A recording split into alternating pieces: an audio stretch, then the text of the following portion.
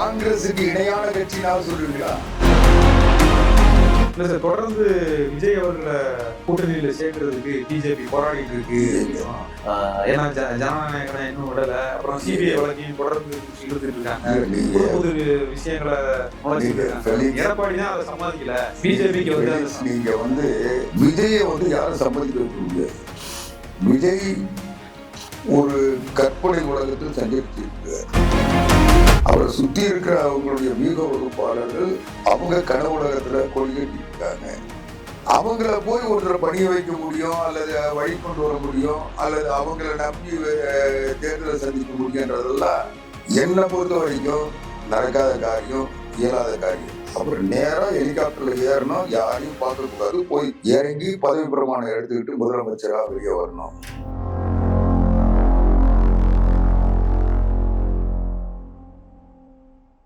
வணக்கம். நம்மோடு இணைந்திருப்பவர் அதிமுகவின் செய்தி தொடர்பாளர் ஆவடிக்குமார் அவர்கள். வணக்கம் சார். வணக்கம். நல்லா இருக்கீங்களா? நல்லா இருக்கேன் சார். நேற்று நடந்த மீட்டிங்ல அமித்ஷாவும் ஏடிஎம்கே தவிர மற்ற கட்சிகள் எல்லாரும் தாமரை சின்னத்துல நிக்கணும்னு சொன்னதா நியூஸ்லாம். அதுல எங்களுக்கு ஒன்றும் பிரச்சனை இல்லையே. அழுத்தம் தானே கூட்டணிகளுக்குள்ள இருக்கிற மனக்கசப்பு தானே. ஆமாங்க, மனக்கசப்புலாம் இல்லை. அவங்க போன நாடாளுமன்ற தேர்தலில் தாமரை சின்னத்தில் நின்றாங்க, அதனால இப்ப நின்று போறாங்க. எங்களுக்கு ஒண்ணும் அதுல பாதிப்பு இல்லை. எங்களுக்கு வந்து அண்ணா திராவிட முன்னேற்ற கழகம் குறைஞ்சது 160க்கு மேற்பட்ட இடங்கள்ல தான் போட்டிடும். அதுல வந்து இல்ல, அதுல வந்து என்ன பிரச்சனைனா, நீங்க 160 ஓகே, எங்களுக்கு அதுல ஒண்ணும் இல்லை அப்படின்னா நீங்க தான் தலைமை தாங்குறீங்க கூட்டணிக்கு. அமித்ஷா வந்து எல்லாரும் நீங்க வந்து தாமரை சின்னத்துல போட்டிடுங்கன்னு சொல்றது தானே அங்க பிரச்சனையா இருக்குது. அவங்க சொல்றாங்களா, இவங்க விரும்புறாங்களா, அது எங்களுக்கு தெரியாது. ஆனா அவங்க நாடாளுமன்ற தேர்தல் அவங்க கூட்டணியில இருந்தாங்க. அதனால அவங்களுடைய இன்னும் அதுல இருந்து அந்த கூட்டணியில தான் அவங்க இருக்கிறாங்க. நாங்க தான் இப்போ புதுசா சேர்ந்தவங்க. அதனால நாங்க எங்களுடைய தனித்துவத்தை நாங்க காப்பாற்றுறோமே ஒழிய அவங்க பாரதிய ஜனதா கட்சியில என்ன செய்யறாங்கிறத பத்தி எங்களுக்கு எந்த இதுவும் இல்லை. அவங்க வந்து எத்தனை கட்சிகள் கலைக்கிறதுக்கான வேலையா இருக்கும்ல, கலைக்கிறதுக்கு எல்லாம் ஒண்ணுமே இல்லைங்க. நாங்க இல்லைங்க, நாங்க வந்து அதிமுக இருக்கிறவங்க அதிமுகவுக்காக இருக்கணும்னு நாங்க விரும்புறோம். எங்களுடைய கொள்கைன்னா பேரறிஞர் அண்ணா, புரட்சி தலைவர் எம்ஜிஆர், புரட்சி தலைவி அம்மா, அந்த வழியில நாங்க எங்களுடைய கொள்கைகளை செயல்படுத்துவோம். அதனால எங்களுக்கு வந்து இன்னொரு கட்சியை வந்து நாங்க வந்து கொள்கை கூட்டணி இல்லை, நாங்க வந்து தேர்தல் கூட்டணி. எங்க தேர்தல்ல எங்களுக்கு இணக்கமா இருக்கிறவங்க, எங்களை ஏற்றுக்கிட்டவங்கள தான் நாங்க வந்து கூட்டணியில சேர்க்க முடியும், அவங்க சின்னத்தை தர முடியும். அதனால அவங்க விருப்பப்பட்டு அதிமுக நிக்க சொல்ல இரட்டையர்களுடைய வாக்கு வங்கி இருக்கு, அந்த வாக்கு வங்கி நமக்கு வெற்றியை தேடி தரும் அப்படின்னு அவங்க நினைச்சாங்கன்னா, இல்ல பாரதிய ஜனதா கட்சியோட நம்ம அடுக்கமா இருந்தா போதும் நினைச்சிட்டு அவங்க நின்றாங்கன்னா எங்களுக்கு இன்னும் பாதிப்பு இருக்கு. நீங்க கொடுத்தீங்கன்னா இப்போ சின்ன சின்ன கட்சிகள் 2 சீட்டு 1 சீட்டு கொடுக்குற கட்சிகள் வந்து கூட கொஞ்சம் பாட்டாளி மக்கள் கட்சியை பொறுத்த வரைக்கும் அவங்க சின்னத்துலதான் நிற்பாங்க. அவங்களோட அனைத்து இந்திய அண்ணா திராவிட பேசும்போது மற்ற கட்சிகள்லாம் அவங்க ஏற்கனவே இருந்த கூட்டணியை தொடர்றாங்க. அவங்க என்ன விருப்பமோ அதை நாங்க செஞ்சு கொடுப்போம். அதிமுக நிக்கிறோம்னு சொன்னா நாங்க வந்து அதுல மறுப்பு சொல்ல போறது இல்லை. அவங்க தாமரையில் நிக்கிறோம்னாங்களோ அதுக்கும் நாங்க மறுப்பு சொல்ல போறது இல்லை. ஏன்னா நாங்க பிரச்சாரம் வந்து நீங்க பாத்தீங்கன்னா பிரதமர் நரேந்திர மோடி நடந்த கூட்டத்துல நீங்க பாத்தீங்கன்னா ரெட்டை இருந்தது, தாமரை இருந்தது. அதனால எங்களுக்கு சின்னங்க வந்து அது அவங்கவுங்க விருப்பம் தானே தவிர அதை போய் நாங்க நிர்பந்தப்படுத்தவோ இப்படிதான் இருக்கணும்னு சொல்லி கட்டளையிடவோ முடியாது. இல்ல, அது என்ன ஆகும்னா, இப்போ 23 சீட்டு தான் பிஜேபி கொடுக்கும் அப்படின்னு சொல்லும் போது மற்ற கட்சிகளை நிர்பந்திக்கும் போது பிஜேபிக்கு 80 சீட்டுன்னு வரும். அப்ப அது ஒரு ஆளுமையா தெரியும் அப்படின்னு அவங்க சொல்லுவாங்க. அவங்க சொல்லுவாங்கன்றது வேறங்க, ஆனா மக்களுக்கு தெரியல. மக்களுக்கு தெரியுமா தெரியாதா? இப்போ உதாரணத்துக்கு பாரிவேந்தர் அவருடைய கட்சி சார்பில் யாரோ நிக்கிறாங்கன்னா இவர் வந்து பிஜேபியா அதிமுகவான்னு தெரியாதா? அவர் வந்து ரிட்டையர்னாலும் அவர் ஐஜேகேன்னு சொல்ல போறாங்க, தாமரையினாலும் ஐஜேகேன்னு சொல்ல போறாங்க.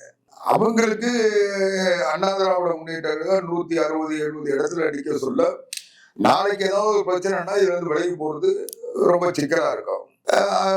பிஜேபி குறைவான இடத்துல போட்டியிடுறதுனால அவங்க வந்து ஒரு ஏதாவது ஒரு சூழ்நிலை சொல்ல கூட அவங்க இலகுவா அதுல இருந்து கடந்து போகும். ரெண்டாவது அவங்க பெரும்பாலும் தேசிய அரசியல் பண்றவங்க. அது ஏசி சண்முகமா இருந்தாலும் பாரிவேந்தரா இருந்தாலும் அவங்க எல்லாருமே தேசிய அரசியல அவங்க நாடாளுமன்ற தேர்தலையே பார்த்து அதுல போட்டியிட தான் முயற்சி பண்ணுவாங்க. அதனால அவங்க வந்து பிஜேபியோட அதிமுகவோட பிஜேபியோட இணக்கமா இருக்குன்னு அவங்க நினைக்க தப்பு இல்லைல்ல. அதுல என்ன இருக்கு? ஓகே. இல்ல என்ன பிரச்சனை அப்படின்னா பிஜேபிக்கு அதிகமான சீட்டு பிஜேபிக்கு அதிகமான சீட்டு ஒதுக்குறாங்கன்னா நீங்க சொல்ற மாதிரி காங்கிரஸுக்கு அதிமுக காங்கிரஸும் வந்து காங்கிரஸும் திமுகவும் 80 தேர்தலில் ஒப்பந்தம் போட்டு 114 112 பிடிச்சிட்டாங்க. அது மாதிரி இல்லை. நீங்க வந்து அறிவிப்புலயே வந்து ஒப்பந்தம் போட சொல்லி அது ஒப்பந்தம் சரியா தான் போடுவாங்க. எடப்பாடி பழனிசாமி தான் கையெழுத்து போட போறாரு. இன்னும் சொல்ல போனா அமித்ஷா அவர்கள் இந்த ஒப்பந்தம் போட சொல்லியே தெளிவா சொன்னாரு. டெல்லிக்கு என்டிஏவுடைய தலைமை நரேந்திர மோடி, தமிழ்நாட்டுக்கு என்டிஏவுடைய தலைமை எடப்பாடி கே பழனிசாமி சொன்னாருல்ல. அதுதான் உண்மை. இவங்க எங்க பேசினாலும் எந்த சின்னத்துல போட்டியிட்டாலும் முதலமைச்சர் வேட்பாளர் எடப்பாடி பழனிசாமி அவர்கள் முதலமைச்சராக வாக்களிக்கிறதுனால சொல்லுவாங்க. சொன்னோம் நேத்து கூட நயனா நாகேந்திரன்ட்ட ஏன் டெல்லிக்கு அழைக்கிறீங்க, இங்க வர வேண்டியதான ஒரு நிருபர் கேட்கும் போது எல்லாத்துக்கும் தலைமை டெல்லி தான் அப்படிங்கிறாரு. அதுல இந்த மாதிரி சூசகமா சொல்லலாம். என்டிஏ கூட்டணிக்கு தலைமை டெல்லி தாங்க. ஆமா. இதுல என்ன இருக்குன்னா இல்ல தமிழ்நாடு பொறுத்தவரையில தமிழ்நாடு மெஜாரிட்டி நம்ம அதிமுக தான் மெஜாரிட்டியா இருக்கு. அவங்க தான் ஸ்ட்ரென்த்தா இருக்காங்க. பிரதமர் 3 முறை தமிழ்நாட்டுக்கு வந்தாருல. அமித்ஷா எத்தனை முறை வந்தாரு. இவங்க ஒரு கூட்டணி சேர்ந்திருக்காங்க. அந்த கட்சி டெல்லிக்கு போய் ஒரு அவங்கள பாக்குறதுல என்ன தப்பு இருக்குன்ற அவங்களுக்கு நன்றி சொல்ல போலாம், அவங்க கிட்ட வாழ்த்து பெற போலாம். இதுல ஒன்னும் தவறு இல்லையே. திமுக வந்து தொகுதி பிரிக்கிறாங்க. பிரிக்கும் போது இல்லைங்க உதயசூரியன் சின்னத்துல மத்த கட்சிகளை நிக்கிற வைக்கிறாங்க. இல்ல காங்கிரஸ் மொத்த கட்சிகளை இல்லைங்க கை சின்னத்துல சொல்லல. நல்லா பாருங்க, அதிமுக பாரதிய ஜனதா கட்சி கூட்டணி போட்டது. அன்னையில இருந்து அதிமுக கூட்டணியில எதுவா இருந்தாலும் நல்லது கெட்டது நாங்க விவாதிக்கிறோம், நிகழ்ச்சியில கலந்துக்கிறோம். நாங்க ஒரு அனைத்து இந்திய அண்ணா திராவிட முன்னேற்ற கழகத்தினுடைய பொதுச் செயலாளர் எடப்பாடியார் 193 தொகுதிகளில் பிரச்சாரத்தை முடிச்சிட்டாரு. அதே நேரம் பாரதிய ஜனதா கட்சியுடைய தமிழ்நாடு தலைவர் நயினார் நாகேந்திரன் ஒரு பக்கம் பிரச்சாரம் பண்ணிட்டு இருக்காரு. இன்னொரு பக்கம் அண்ணாமலையில இருந்து, தமிழிசையில இருந்து, வானதி சீனிவாசன்ல இருந்து எல்லாரும் பிரச்சாரம் பண்ணிட்டு இருக்காங்க. பிஜேபி களத்துல இறங்கி இந்த கூட்டணிக்கு வடிவம் சேர்த்துட்டு இருக்காங்க. அதே மாதிரி பாட்டாளி மக்கள் கட்சியினுடைய தலைவர் டாக்டர் அன்புமணி ராவத் அவர் பிரச்சாரம் பண்றாரு. அதே மாதிரி தமிழ் மாநில காங்கிரஸ் தலைவர் ஜே.கே. வாசன் அவர் ஒரு பக்கம் பிரச்சாரம் களத்துல இறங்கி எங்களுக்கு. அதே மாதிரி அமமுக தலைவர் தினகரன் அவர்கள் அவரும் பிரச்சாரம் பண்ணிட்டு இருக்காரு. ஆக களத்துல மக்களோடு இருக்காங்க. நாளோட ஏதாவது ஒரு கருத்தை தெரிவிச்சுட்டு இருக்காங்க, களத்துல அடிக்கிறாங்க. காங்கிரஸ் திமுக கூட்டணி சேர்ந்தது இல்ல, நிர்பந்தம் பண்ணி சமரசம் பண்ணி அதுக்கப்புறம் எல்லாத்தையும் பண்ணாங்கல்ல. இதுவரைக்கும் பிரதமர் 4 முறை கொண்டார். பிரதமரை விட ஒன்றும் பெரிய பணி சுமையில ராகுல் காந்தி இல்லை. ஏன் ஒரு கூட்டத்துக்கு கூட வரல? இவங்க ரெண்டாவது இவங்க கூட்டணியுடைய திருச்சி தீரர் கோட்டமாம் திருச்சியில் நாங்கள் வெற்றி கொடி நாட்டுவோம், இங்க போட்டாதான் ராசியான இடம், நாங்க ஜோசியம் பார்த்ததுல திருச்சியில போட்டாதான் வந்து பகுத்தறிவு, எங்க பகுத்தறிவு திருச்சி தான் எங்களுக்கு வெற்றியை தரோம்னு சொல்லிச்சுன்னு கூட்டினீங்கல்ல. ஏன் கூட்டணியில சேர்ந்த ராகுல் காந்தி கூப்பிடல? மற்றவங்களாவது சேரலன்னு சொல்லுங்க. வந்துருக்கணுமா இல்லையா? இல்ல குறைஞ்சபட்சம் மல்லிகார்ஜுன கார்கே வரணும்ல. யார் வந்தாங்க? நாங்க வந்து பிரதமர் வராரு, பிரதமர் படம் இந்த பக்கம் முழு உருவ படம் இருக்கு, அதுக்கு இணையா எடப்பாடி பழனிசாமி படம் அந்த பேனர்ல இருக்கா இல்லையா? அதுல கூட்டணி சேர்ந்த கட்சி தலைவர்களுடைய படம் இருக்கா இல்லையா? நாங்க கூட்டணி சரியா வடிவமைச்சு சரியா யார் தலைமைன்றத காட்டுறோம். அந்த கட்சியில கூட்டணியில யார் இருக்காங்கன்றது அதையும் காட்டுறோம். அதை பார்த்தாவே தெரியுதுல்ல. அது மாதிரி இவங்களால செய்ய முடியுதா? ஏன் செய்யல? புதுசா சேர்ந்த கூட்டணி இல்ல, 15 வருஷம் கட்டி பிணைஞ்ச கூட்டணி. ஏன் அதை செய்ய முடியல? ஆக இன்னும் இணக்கை ஏற்படல. நீங்க அவங்க கேட்ட சீட்டை கொடுத்து எல்லாத்தையும் செஞ்ச பிறகு கூட காங்கிரஸ் இன்னும் இவங்களை ஏத்துக்கல, அல்லது இவங்க காங்கிரஸ் வந்து நம்பல. இதுதான் இன்னைக்கு ஒவ்வொரு நிலையும் பாத்தீங்கன்னா அதிமுக கூட்டணியும் குறை சொல்ற அளவுக்கு எந்த பலகீனமும் என்கிட்ட இல்ல. இல்ல சார், தொடர்ந்து விஜய் அவர்களை கூட்டணியில சேர்க்கறதுக்கு பிஜேபி போராடிட்டு இருக்கு. ஏன்னா ஜனநாயகனை இன்னும் விடல, அப்புறம் சிபிஐ வழக்கையும் தொடர்ந்து குடிச்சு இழுத்துட்டு இருக்காங்க, புது விஷயங்களை நுழைச்சிட்டு இருக்காங்க. எடப்பாடி தான் அதை சமாளிக்கல, பிஜேபிக்கு வந்து நீங்க வந்து இத கேட்கறது ஒரு விந்தையா இருக்கு. என்னன்னா விஜயை வந்து யாரும் சம்மதிக்க வைக்க முடியாது. விஜய் ஒரு கற்பனை உலகத்தில் சஞ்சரிச்சிருக்கிறார். அவரை சுத்தி இருக்கிற அவங்களுடைய வீக வகுப்பாளர்கள் அவங்க கனவு உலகத்துல கொடி கட்டிட்டு இருக்காங்க. அவங்கள போய் ஒருத்தர் பணிய வைக்க முடியும், அல்லது வழி கொண்டு வர முடியும், அல்லது அவங்கள நம்பி தேர்தலை சந்திக்க முடியுன்றதெல்லாம் என்னை பொறுத்த வரைக்கும் நடக்காத காரியம், இயலாத காரியம். அவர் நேரா ஹெலிகாப்டர்ல ஏறணும், யாரையும் பார்க்க கூடாது, போய் இறங்கி பதவி பிரமாணம் எடுத்துக்கிட்டு முதலமைச்சரா வெளியே வரணும். அந்த மனநிலையில் இருக்க ஒருத்தர் இந்த நாட்டினுடைய அரசியல் நிலவரமோ, கள நிலவரமோ, தேர்தல் நிலவரமோ, மக்கள் மனநிலையோ புரியாத ஒருத்தர். அதனால அவரை வந்து நாங்க எதிர்பார்த்து இருக்கோம்னா எடப்பாடி பழனிசாமி அவர்களுடைய அனுபவம், அறிவு, ஆளுமை, எல்லாம் வந்து கம்பேர் பண்ண சொல்ல விஜய் ஒண்ணுமே இல்லை. இன்னைக்கு வடிவேலு என்னென்ன மனநிலையில இருக்கிறாரோ அந்த மனநிலையில தான் விஜய் இருக்கிறாரு. இதை வந்து நான் இழிவாவோ மலிவாவோ சொல்லலை, உறுதியா நான் வந்து தெளிவா புரிஞ்சுக்கிட்டதுனால சொல்றேன். ஏன்னா வடிவேலுக்கு என்னன்னா, வடிவேலு சில நேரங்கள தண்ணி போறாரு, போட்டு விஜயகாந்தை திட்டி 2011 விஜயகாந்தை வெற்றி பெற வச்ச எதிர்கட்சி தலைவர் ஆக்கினாரு. இப்போ வந்து புதுசா அதிமுக திட்டாரு. அதனால அவரை சேர்ந்த உடனே திமுகவுக்கு சவக்குடியை தோன்றதுக்கு ஆளை தயார் பண்ணி கூட்டிட்டு வந்திருக்காங்கன்றது எங்களுக்கு புரிஞ்சு போச்சு. அதனால எங்களுக்கு எந்த பிரச்சனையும் நான் வெளிப்படையா சொல்றேன். இன்னைக்கு எடப்பாடி பழனிசாமி நினைச்சிருந்தா எத்தனையோ கட்சிகள் அதிமுக கூட்டணி கொண்டு வர முடியும். இன்னைக்கும் வரிசை கட்டி நின்றுட்டு இருக்காங்க. நாங்க வேண்டாம் சொல்றோம். வந்தா அவங்களுக்குரிய வாய்ப்பும் மரியாதையும் தரணும். உங்களை எதிர்த்து ரெண்டு பேர் இணைஞ்சிருக்காங்களே, ராமதாசும் நாங்க தான் வேண்டான்றோமே. நான் என்ன சொல்றேன், நீங்க இன்னைக்கு வாழ்வுரிமை கட்சி இன்னைக்கு அங்கிருந்து இருக்கமா இல்லையா, வெளியேற்றமா வெளியேற போறோமான்றது தெரியாம ஒரு திரிசங்கு நிலையில இன்னைக்கு எடப்பாடி பழனிசாமி நினைச்சா அவங்க அழைச்சிருந்தா அவங்க வர தயாரா இருக்காங்க. ராமதாஸ் சசிகலா நினைச்சுக்கலாம். அதுதாங்க, நான் சசிகலா தான் நாங்க வந்து தேவையில்லை, இவங்க வந்து இவங்களை தூக்கி சுமக்கிற அளவுக்கு அதிமுகவுல ஏமாறிகள் இல்லை அப்படின்றதால அவங்களை தூக்கி குப்பையில போட்டாச்சு. அவங்க வந்து தன்னுடைய மரியாதையை காப்பாத்திக்கலன்னா, அமைதியா இருந்தாங்கன்னா அவங்களுக்கு உரிய மரியாதையும் கௌரவமும் எங்களால பாதிப்பு இல்லாம இருந்திருக்கோம். இனி அவங்க அரசியல் களத்துக்கு வந்தாலும் நாங்க எல்லாரும் விமர்சிக்கிற மாதிரி அவங்களை விமர்சிக்கதான் செய்வோம். இன்னைக்கு சசிகலா வந்து ஒரு சரியான நபரா இருந்திருந்தா அதிமுகவுல இவ்வளவு பெரிய பின்னடைவு வந்திருக்காது. அம்மா இறந்திருக்க மாட்டாங்க. அம்மாவினுடைய இறப்பு இவ்வளவு சீக்கிரம் நடந்திருக்காது. சசிகலாவினுடைய நான் முடிச்சிடுறேன். சசிகலாவினுடைய விருப்பம் அல்லது அவங்களுடைய ஏதோ ஒரு இலக்கின் காரணமா அப்படி நடந்திருக்கு. என்னன்னா, இன்னைக்கு அம்மாவுக்கு ஏற்பட்ட அவமானங்கள், அம்மாவுக்கு நேர்ந்த அசிங்கங்கள், அவங்களை இழிவுபடுத்துகின்ற நிலை வந்ததுன்னா அதுக்கு யார் காரணம்? சசிகலா தானே. சரி, அம்மாவை பேரை பயன்படுத்தி சசிகலா சேர்த்த சொத்துக்களுக்காக அம்மா சிறைக்கு போனாங்க. நான் இதை உறுதியா சொல்றேன்.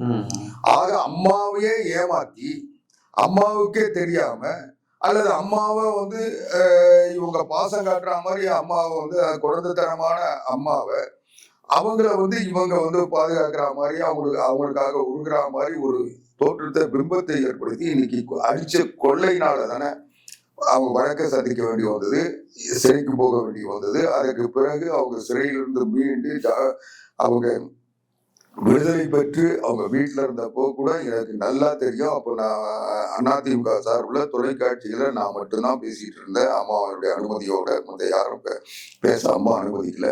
அதனால என்னால உறுதியா சொல்றேன், அவங்க அந்த மனநிலையில மாறவே இல்லை. அந்த வேதனை அவங்க இவங்க நம்ப வச்சு அங்க போய் விடுதலை ஆயிடும் வந்துருவோம்னு சொல்லி கூட்டிட்டு போனாங்கல்ல, அது எல்லா ஊடகவியலாளருக்கும் தெரியும். அவங்க குழந்தைத்தனமா நம்பிட்டு போயிட்டு வந்துடுறேன்னு போனாங்க. அங்க ஒரு எதிர்பாராத ஒரு தீர்ப்பு, அவங்க சிறைக்கு போக வேண்டிய நிலைமை, அதெல்லாம் வந்தா கூட அவங்க மன ரீதியா அதை தாங்கிட்டாலும் அவங்க நமக்கு இப்படி ஒரு அவமானம் வந்ததுன்னு அது ஒவ்வொரு நொடியும் அதை உணர்ந்து அம்மா வேதனைப்பட்டாங்க. அது மட்டும் இல்ல, அதுக்கு பிறகு கர்நாடக உயர்நீதிமன்ற தீர்ப்பு பிறகு அவங்க விடுதலை ஆனாங்க.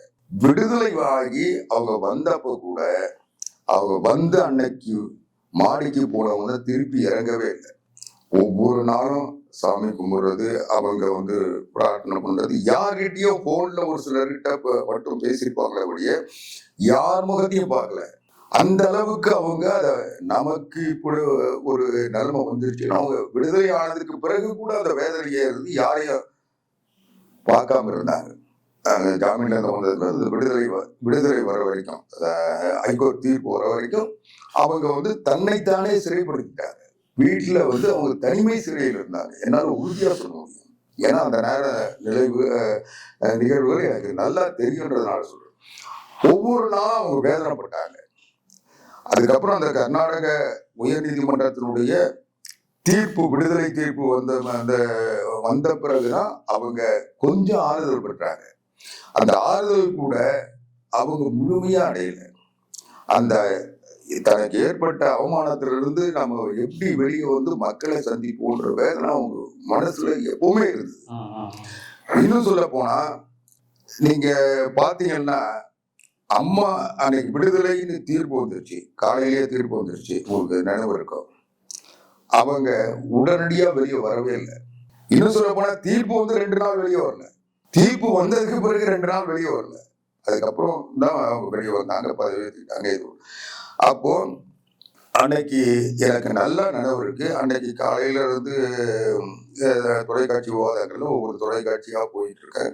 சரியா ஒரு 11 காலையில புது அர்த்தங்கள் 6 மணிக்கு நம்ம புதிய தலைமுறையில ஆரம்பிச்சு எல்லாத்தையும் போயிட்டு இருக்கேன்.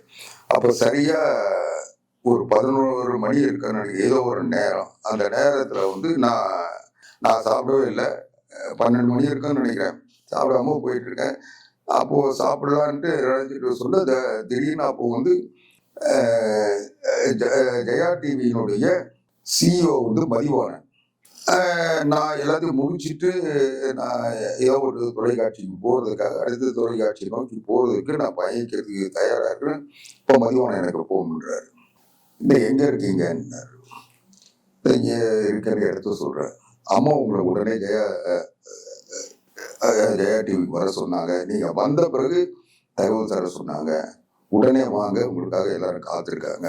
நான் அப்போ சரி, இது சொன்னதுக்கு பிறகு நான் சாப்பிட்றத கூட விட்டுட்டு சரின்னு நான் ஜெயா டிவிக்கு போனேன்.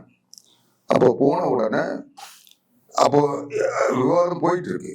அப்போ ஷேக் தாவூதுல இருந்து ராமராஜன் இருந்து எல்லாருமே, ஆனந்தராஜ், நிறைய பேர் எங்க கட்சியை சார்ந்தவங்க, நடிகர்கள், தொடர்பு கட்சிகள் எல்லாருமே அங்க இருக்காங்க. நேரம் போன உடனே நான் உள்ள போறேன். போன உடனே வாங்க உங்களுக்கு போறாங்க. போன உடனே அப்போ சுதாங்கன் இருக்காரு. அப்போ உடனே சுதாகன் கொஞ்ச நேரத்துக்குள்ள நான் போன உடனே அப்போ இவங்க விந்தியா இருக்கிறாங்க. விந்தியா இருந்த உடனே அவங்க இது ஒன்று, என்ன ரொம்ப டல்லா இருக்கீங்களேண்ணா அப்படின்னு கேட்டாங்க. இல்லாமல் சாப்பிடலன்னா அவங்க ஸ்நாக்ஸ் வச்சுருந்தாங்க, அதை கொடுத்து சாப்பிடுன்னு சொன்னாங்க. சரி சாப்பிட்டு விட்டோன்னே அவங்க நான் வந்துட்டேன்ற தகவல் அம்மாவுக்கு தராங்க. தந்தோடனே அதுக்குள்ள இவங்க எல்லாரும் அந்த டிபேட் கருத்து சொல்ல வந்தவங்க எல்லாம் இப்போதைக்கு யாரும் வேண்டாம் அப்படின்னு சொல்லி எல்லாரையும் அனுப்பிடுறாங்க. போக சொல்லிட்டு இவர் வர்றாரு, நம்ம சுதாகன் வந்த உடனே சுதாகன் வந்த பிறகு எல்லாரும் தயார்னு சொன்ன உடனே அம்மாவுக்கு தகவல் சொல்கிறாங்க, எல்லாம் ரெடி ஆகிடுச்சு. அப்புறம் இது அரங்கத்தை தயார் பண்ணி அரங்கத்தில் சுதாகரன் உட்கார்றாரு, நான் விந்தியா. உடனே அங்கேருந்து அம்மா வீட்டிலேருந்து டெலிகாஸ்ட் ஆகுது. என்னன்னா அம்மா இதை பற்றி கருத்து சொல்கிறாங்க. நீங்கள் நல்லா பார்த்தீங்களா, நான் நினைவுபடுத்தி பார்த்தீங்களா தெரியும். அது வந்து ப்ரெஸ் ரிலீஸே கொடுக்கல, டைரக்டா அம்மா வீட்டுல இருந்து நியூஸ் ஜேல வந்த செய்தி தான் எல்லா தொலைக்காட்சியும் எடுத்திருக்கு. அதை அம்மா பேசுறாங்க, இந்த வெற்றியை பத்தி நீதிமன்ற தீர்ப்பை பத்தி அம்மா பேசுறாங்க. பேசி அதை மறுபடியும் 2 முறை 3 முறை தொடர்ந்து அந்த கருத்தை போடுறாங்க. போட்ட பிறகு அதுக்கு பிறகு முடிஞ்சு கொஞ்சம் 2-3 முறை போட்டுட்ட பிறகு மறுபடியும் சுதாகரன் பேச ஆரம்பிக்கிறாரு. அவர் என்ன சொல்றாருன்னா, அம்மா இந்த விடுதலை பெற்றிருக்காங்க, இந்த மகிழ்ச்சியான நேரத்துல ஒன் மேன் ஆர்மியா அம்மாவினுடைய இந்த பாதிப்புகளை எல்லாம் எல்லா தொலைக்காட்சிகளில் விவாதித்திருந்த ஆவடி குமார் நம்முடைய அரங்கத்திற்கு வந்திருக்கிறார் அப்படின்னு வித்யாவை பேர சொல்லிட்டு, அப்போ அவரை சந்தித்து என்னன்னு கேட்போம்னு சொல்லி அவர் இந்த டிபேட் ஆரம்பிக்கிறார். அப்போ அவர் சொன்னார், அம்மா வந்து ஒரு மகிழ்ச்சி தெரிவிச்சிருக்காங்க, விடுதலை அவங்க மேல இருந்த சுமந்திர கலங்கள்லாம் இன்னைக்கு களையப்பட்டிருக்குன்னு சொல்றாங்க, இதை பத்தி நீங்க என்ன நினைக்கிறீங்கன்னு கேட்கிறாரு. மகிழ்ச்சி தானே உங்களுக்கு, நீங்க கடுமையா விவாதங்கள்ல அம்மாவுக்காக பேசிட்டு இருந்தீங்க அப்படின்னாரு. நான் உடனே சொன்னேன், எனக்கு மகிழ்ச்சி இல்லைங்க, இது வந்து மகிழ்ச்சியான செய்தியா நான் பார்க்கல. நீங்க அம்மா மகிழ்ச்சியா இதை சொன்னாங்கன்னா நான் நம்பல, இது மகிழ்ச்சியான செய்தி இல்லை. அவங்க என்னங்க எல்லாருமே மகிழ்ச்சியா காலையில இருந்து இந்த செய்தி வந்ததுல இருந்து மகிழ்ச்சியா கொண்டாடுறது, நீங்க இல்லைங்க, அம்மா சொன்ன வாசகங்களுடைய பொருள் எனக்கு புரியும். அம்மா என்ன சொன்னாங்கன்னா, நான் என் மீது சுமத்தப்பட்ட களங்கங்களிலிருந்து இந்த அக்னி பிரவேசத்திலிருந்து சுத்த சுயம்புவான பிரகாசமாக நான் வெளிப்பட்டிருக்கிறேன். என் மீது இருந்த களங்குகள் துணை தெரியப்பட்டிருக்கின்றன. புடம் போட்ட தங்கமாக வீண்டிருக்கிறேன் அம்மா சொன்னாங்க. நான் இதை சொல்லிட்டு புடம் போட்ட தங்கமாக வீண்டிருக்கிறேன் அம்மா சொன்னாங்க. அதுதான் எனக்கு என்ன அம்மா சொன்னாங்கிறது புரிய வைக்குது. ஒரு தங்கத்தை புடம் போடணும்னா அது எவ்வளவு வெப்பத்தை தாங்கி இருக்கும், எவ்வளவு வேதனைகளை. ஒரு சாதாரணமா தங்கம் வந்து அதுல இருந்து அழுக்கு வெளியேறினா கூட அதை வந்து எவ்வளவு உஷ்ணப்படுத்தினா அந்த வெப்பத்தை தாங்கினா அது வெளியேறலாம். அதெல்லாம் அம்மா சொல்லுவாங்க. அந்த தாய் எவ்வளவு கொடுமைகளை அனுபவிச்சிருக்காங்க, எவ்வளவு துன்பங்களை அனுபவிச்சிருக்காங்க. இந்த சோதனையிலிருந்து அவங்க மீண்டும் இன்னைக்கு சுயம்புவா சுத்த சுயப்பிரகாச தங்கமா ஒளி பெற்றிருக்காங்கன்றதுல எனக்கு ஐயம் இல்லை. ஆனா இவ்வளவு வெப்பத்தை அந்த தாய் தாங்கினாங்கன்றதுனால அதுதான் எனக்கு தெரியுது. அதனால இது ஒரு மகிழ்ச்சியான செய்தி இல்லை. அவங்கள வந்து இந்த அளவுக்கு கஷ்டப்படுத்திருக்கோமேன்ற நிலைதான் தெரியுதுன்னு சொல்லி நான் பேச ஆரம்பிச்சேன். எதுக்கு சொல்ல வரேன்னா, அந்த மாதிரி அந்த கஷ்டத்தை தாங்க வேண்டிய அவசியம் அம்மாவுக்காக சொத்து சேர்த்தாங்க. அப்ப அம்மாவுக்காக சேர்த்துனா அந்த சொத்தெல்லாம் தீபக்கிட்டி தான் போயிருக்கும், அது அப்படி சசிகலா கிட்டே இருக்கும். அப்ப சொத்து சேர்த்தது யாரு? இவங்க சொத்து சேர்க்கறதுக்காக, இவங்க குடும்பத்தினுடைய சொத்து சேர்க்கறதுக்காக அவங்க துன்பத்தை அனுபவிச்சாங்க, களங்கத்தை சுமந்தாங்க, அவங்க சிறைக்கு போனாங்க. அவங்க இவங்க செஞ்ச நன்மைகளை எல்லாம் விட இவங்க செஞ்ச அந்த சொத்துனால அவங்க அசிங்கப்பட்டு இருந்தாங்க. அதிமுக தொண்டன் வேதனைப்பட்டா, கழகப்பட்டா, அசிங்கப்பட்டா. அதுக்கு காரணம் யாரு? சசிகலாவுடைய சுயநலம், அவங்களுடைய சூழ்ச்சி, அவங்களுடைய சொத்து மேல இருந்த ஆசை, அவங்க குடும்பத்தின் மேல இருந்த பற்று, இதுதானே காரணம். அப்படிப்பட்ட அம்மாவே சசிகலாவை வெளியேற்றணும் பல நேரங்கள் முயற்சி பண்ணாங்க. சில நேரத்தில் வெளியேற்றவும் செஞ்சாங்க, ஆனா முடியல. அதே ஒரு முறை வெளியேற்றினப்ப கூட இவங்க என்ன பண்ணாங்க, திருவாரூரில் ஆசிரமத்தில் இருந்துட்டு எனக்கு வீடு இல்லை, வாசல் இல்லை, உறவு இல்லை, யாரும் இல்லை, நான் வந்து ஆசிரமத்தில் தங்கி இருக்கிறேன், நான் அக்காவை தான் நம்பியிருக்கேன், என் குடும்பத்தினரோ என்னை சுற்றி இருந்தவங்களோ உறவுகளோ இவ்வளவு மோசமா நடந்திருப்பாங்க எனக்கு தெரியாது. இப்பதான் தெரியுது. வெளியே வந்த பிறகுதான் நான் உணர்ந்துட்டேன். இனிமேல் கொண்டு அவங்க யாரோடும் எனக்கு எந்த உறவும் இல்லை, எந்த தொடர்பும் நான் வச்சுக்க மாட்டேன். நான் என் வாழ்நாள் முழுவதும் அக்காவுக்கு வேலை செஞ்சு அக்கா கூட இருந்து என்னுடைய வாழ்க்கையை முடிச்சுக்கணும்னு விரும்புகிறேன். அதுக்கு அனுமதி கொடுங்கன்னு அவங்க கேட்டதுக்கு பிறகுதானே அம்மா இறக்கப்பட்டு மறுபடியும் சேர்த்தாங்க. அப்போ கூட அம்மா வந்து இது வரைக்கும் அதிமுகவோட நிறைய பேர் கட்சியிலிருந்து வெளியேற்றிருக்காங்க, கட்சியில சேர்த்திருக்காங்க. ஆனா யாரும் எழுதுற மன்னிப்பு கடிதத்தை வெளியிட்டிருக்காங்க. சசிகலா யாருன்றதை தெரியணும், எதுக்காக மறுபடியும் சேர்த்திருக்கின்றத ஜனங்களுக்கு புரியணுன்றதுக்கு தானே அந்த கடிதத்தை வெளியிட்டாங்க. அந்த கடிதம் தானே இன்னைக்கும் அவங்க யாருன்றதை காட்டுது. அப்படியெல்லாம் வந்து அம்மாவே வெளியேற்ற முடியாத, அவங்களையே இவங்க பாசம் காட்டி அன்பு காட்டுறதா நடிச்சு ஏமாத்திட்டு இருந்தாங்க. அப்படிப்பட்ட சசிகலாவை இன்னைக்கு அதிமுகவிலிருந்து வெளியேற்றி இன்னைக்கு இந்த கட்சியை மீட்டு அதிமுக தொண்டர்கிட்ட ஒப்படைச்சிருக்காருன்னா அது எடப்பாடி பழனிசாமியுடைய ஆளுமை, திறமை, அவருடைய அந்த ஆளுமையும் திறமையும் பண்பம் தான் இன்னைக்கு அதிமுக தொண்டர் ஒவ்வொருவரும் அவரை போற்றும். அவர் தான் இந்த கட்சி புரட்சி தலைவர் எம்ஜிஆருக்கு பிறகு, புரட்சி தலைவர் அம்மாவுக்கு பிறகு, புரட்சி தமிழர் எடப்பாடியார் பின்னால் அதிமுக இன்னைக்கு அணிவகுத்து நிற்குதுன்னா தொண்டர்கள் எல்லாம் தங்களுக்கு தலைமை பதவி கிடைச்ச மகிழ்ச்சியோட இன்னைக்கு இருக்கிறோம்னா அது காரணம் அம்மாவாலேயே வெளியேற்ற முடியாத சசிகலாவை இன்னைக்கு இந்த கட்சிக்கு சம்பந்தம் வெளியேற்றி இருக்காரு. அதுதான் அவருடைய திறமை. உங்களுடைய கருத்துக்களை முன் வச்சிருக்கோம். உங்களுடைய மிக நீண்ட அனுபவத்தையும் ரொம்ப மனம் வந்து சொன்னீங்க. உங்களுடைய இந்த டைம் ஸ்பெண்ட் பண்ணதுக்கு ரொம்ப நன்றி. மகிழ்ச்சி. நன்றி.